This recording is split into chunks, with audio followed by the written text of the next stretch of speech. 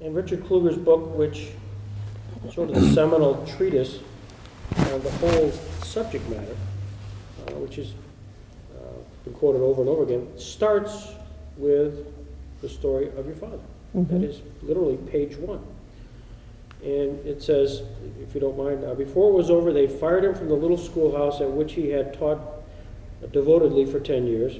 They fired his wife and 2 of his sisters and a niece, and they threatened him with bodily harm, and they sued him on trumped-up charges and convicted him in a kangaroo court and left him with a judgment that denied him credit from any bank. They burned his house to the ground while the fire department stood around watching the flames consume the night. And they stoned the church at which he pastored and fired shotguns at him out of the dark. But he was not Job, and so he fired back and called the police, who did not come and kept not coming. Then he fled, driving north at 85 miles an hour over country roads until he was across the state line.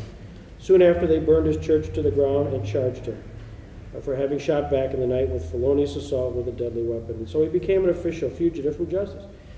And in time, the governor of the state announced they would not pursue this minister who had caused all this trouble and said of him, "Good riddance." All of this happened because he was black and brave, and because others followed when he decided the time had come to leave. Those are pretty powerful That's poetry, words. isn't it? Yeah. Is that your dad? Yeah.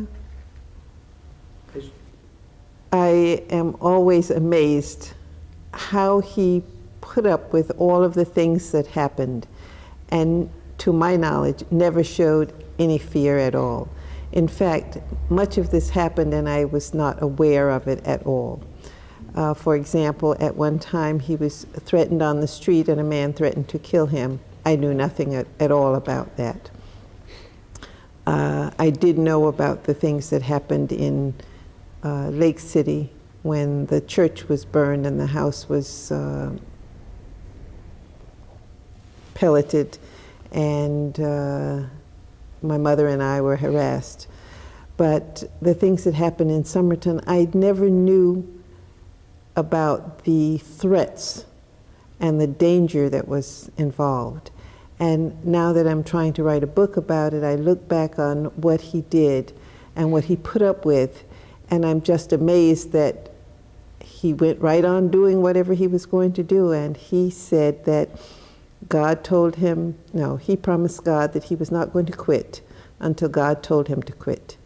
And God didn't do that until October 10th, 1955.